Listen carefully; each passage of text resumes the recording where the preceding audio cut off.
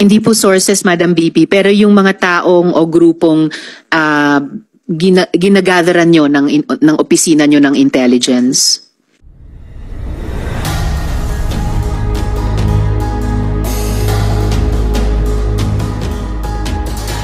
Mr. Chair, Madam VP, and kanina nilista nyo na po yung iba't ibang mandates ng OVP.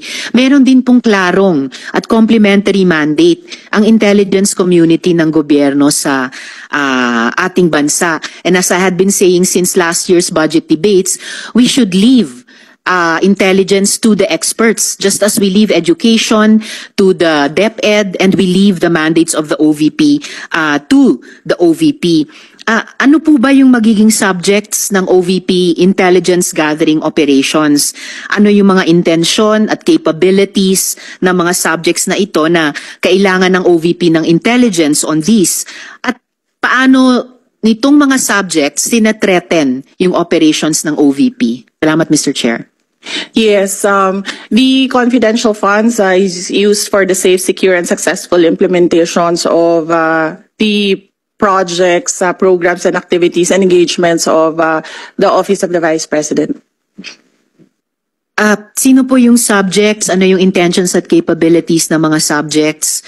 At paano tinetrete ng mga subjects na to yung mga operasyon ng OVP? This is for the successful, safe, secure, and successful implementation of the projects, programs, and activities and engagements of the Office of the Vice President.